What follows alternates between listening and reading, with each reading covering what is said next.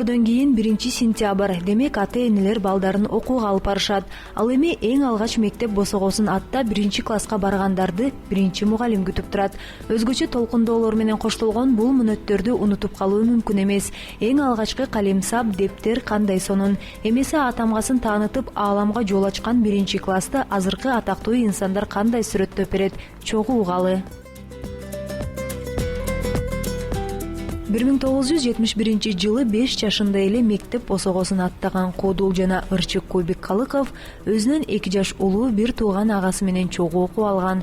Быйыл мектепти бүткөнүнө 34 жыл болсо да 1-сентябрда мектепке барган күнүн унута элек. Жаңы мондай кийимдеримди кийип, ак көйнөк кийсе элек, анда ак көйнөк карашымды кийип, анан болбостон ысык десе да болбой костюмду да кийип алдым. Жаңы да үстүнө пиджак, костюм кийип, анан аябай жасанып, дедириңдеп жаңы алып берген сумка. Ушундай боло эле болду деп шашылып, үйдөн антымынтып, анан балдар кетип калды, мен калып калдым деп, как будто мектепке барып парта жетпей кала турган шашкам да. Аябай шашып кетип барсам, не болду? Мектеп алыста, жөө барыш керек. Анан суу сап кеттик. Ал убакта бизде мындай кран, суу, водопровод деген жок эле. Арык болот чоң. Арыкта суу агат. Анан жана арыкка эңкей суу чейин деп жетпей, анан бутумду талтайтып алып, арыктан суу чатсам, бул жакта күн чыгып турат эртең менен да. Мен дайыма күндү көргөндө чүчкүрөм да. Азыр деле ушундай. Чүчкүргүм келсе күндү карап эле чүчкүрөм. Анан суу чыгатып, күндү көрүп, чүчкүргүм келип, деген бойдон арыкка сууга чоң. Сууга кийим менен туруп алып эле деп ыйладым, анан бакырамбайдын үйгө кетип барсам. Үйгө барып эле апамдар барсам, эмне болду деп сууга түшүп кетипсиң, анан кийип, болду кайра чечип, эски шымымды кийип, анан бир ак көйнөк тагып кийгизип, башка көйнөктү. Мага эң кызыгы кышындасы мектепке барган кыйыныраак болгон. Кичинекеймен, сумкам чоң, пальто деген размер менен алып бербейт эле анда. Пальтону чоңураак пальто алып берет эле, чтобы сен 2-3 жыл кийишиң керек да. Жеңи узун, жагы узун. Кийгенмен, өтүктү кийгем, анан тумакты кийип, анан мектепке эртең менен жөнөйбүз да. Кыштын күнү күн кыска болот да, таң караң болот да.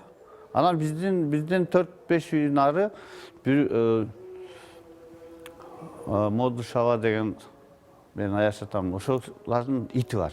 Чоң ити. Ушул ит күнүгө мени күтөт да, мен эртең менен кетип баратканда ошол ит күтүп турат. Ал мени каппайт. Кар ушунчалык калың анан тоңуп калат эле, кар мени көтөрөт эле да. Мисалы карга бутун кирбейт. Анан мен теги поля жак менен өтөйүн дейм да, жолдо ит турат да. Анан бул жак менен поля менен кетип барсам, бөжөңдөп көрбөй калсын деп кетип барсаң, серана билет да. Барып, балпаңдап барып мени жыгытып коет. Жыгытат да, мен ыйлайбын, жатамын, кетип калып, көтөрүп турат. Мындай тиштеп неме кылбайт да, чоң ит да, ойнойт да, анан тиштебейт. Ал да көнүп алган ошого мен. Эртең менен ыйлайм дагы, анан кийин ыйлап кет десем, нары барып туруп калат. Кайра бөжөңдөп качып барасам, дагы ошентип барып жыгытып коет. Ошол иттен өтүп кетиш жолдон мен үчүн аябай чоң проблема да. Дагы жакшы бардыгын нерсе өзгөрдү, ушул 1-сентябрь дегенде өзгөртпөдү да. Ушуга сүйүнөм мен. Себеби канча деген майрамдар жоголуп кетти да. Ал мезгилде окуучу кыздар кызыл жагоо тагынып, ак чакалуу форма фартук кийип, мектеп деген чоң дүйнө менен таанышуу үчүн жөнөсө, алып баруучу Нурзат Токтосунова башкалардан өзгөчөлөнүп, ак көйнөк кийип барган эсинде. Биринчи эле күнү ошол 1-сентябрда мен эриштип барганда самолет көйнөк деп койчу элем. Мен тайэжем раматылык бүйкан тайэжем тигип берген.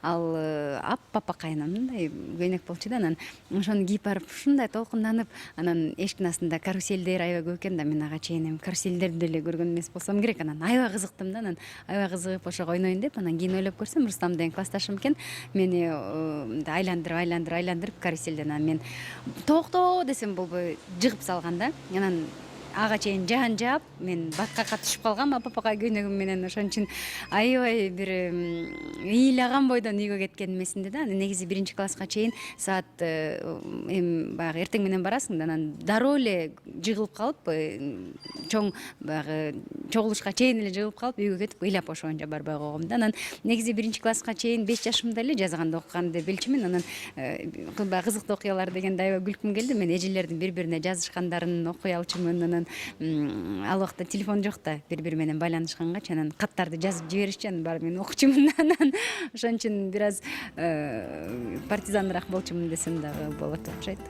Келечектеги алып баруучуга А тамгасын тааныткан биринчи мугалими окуучуларына абдан жакын болгондуктан башка мектепке которулам дегенде Нурзатайым классташтары менен чогуу ыйлаган экен. Тойгонова Калия раматылык эжем каза болуп калды.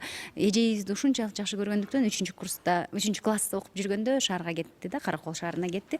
Түптүн ичке суу айылынан биз кетирбей ыйлаганыбыз эсибизде да. Демек мугалимге ушунчалык жакын болуп, биз аны эртең менен үйүнө чейин барып, анан үйдөн мен анын сумкасын көтөрүп алып мектепке чейин келчүбүз да. Анан ушул убакка чейин сөзсүз түрдө баягы кийин дагы көп мугалимдер болот, бирок биринчи мугалимибиз аябай менин эсимде аябай жакшы калды да. Ал эми чыгармачылыктын чыйыр жолуна билек түрүнө киришип иштеп баштаган Коңурундуу Ырчайым Айпери Кулбаева болсо, Жалал Абад областындагы Аксы районуна караштуу Жерге Тал айылынын орто мектебине барган. Ал убакта биз 1-класска барган учурда 11-класстар белек беришет эле, биз гүл көтөрүп барат элек да. Анан кийин мен негизи 6 жашыман окуганмын. Ошондуктан баягы жоошта болгом да. Тартынчаак болгом, ошон үчүн гүлүмү бере албай калсам керек дейм да. Башкалар жүгүрүп барып гүлдөрүн берип белек алып атышат да, мен унчукпай эле турам, ошентип гүлүмү эч ким албай калып кеткен да. Анан соолуган гүлдү көтөрүп үйгө кап болуп келгем да, аябайчы. Апама мага эч ким белек бербей койду, жакшына гүл жасап бербедиңер деп таарыныпчы. Мен ата-энем да мугалим болгондуктан ошо 6 жашыман берип коюшкан. Ошон үчүн баягы белек ала албай үйгө капа болуп келгеним азырга чейин көз алдымда турат да. Эстесем башкача болуп кетем, ыйлагым келипчи. Эми ошол учурда бир өзүнчө ошол нерсе кызык болгон да. Кудайга шүгүр, жакшы окудум, бир да сабак калтырбадым, жалаң бешке окудум. Ал эми мага А тамгасын тааныткан Мадишева Гүлүпа эжеке болду. Ачыгын эле айтып коюш керек, ал убакта кичине баягы жетишсизраак учурлар өткөн да. Ошондо мен эсимде калганым баягы ар кандай түстөгү токулган жемпирлер мода болчу ошол убактачы. Анан эжемден калган ошол жемпир бар эле, ошол жемпир дагы азырга чейин көз алдымда, ошону менен түшкөн сүрөттөрүм бар. Анан эң 1-сентябрга кетип атканда ошол алып берген кофта, юбка эсимде калган, апам алып берген кофта, юбка, ак кофта, кара юбка кийип, кийин анан эжемдин эле ошо форма фартуктарын кошо кийип ушинтип чоңойдук да. Ырчы Съезбек Искеналиев дагы мектеп менен 6 жашында таанышкан. Себеби бала бакчага барып жүргөн Ырчыны 6 жашында болду карай албайбыз деп ал жактан чыгарып коюшат. Ошентип 1-класска 1-сентябрда эмес, 10-сентябрда барган экен. Эл катар сумка көтөрүп барган жокмун, чын айтсам, баштык көтөрүп алчумун. Мындай саймалуу баштык болчу, кичинекей, ошо көз алдымда турат, кичинекей болгон. Салый деген эжеке алган. Салый деген эжеке азыр деле бар. Мындай сыймыктанам ошо жерден бүткөнүмө.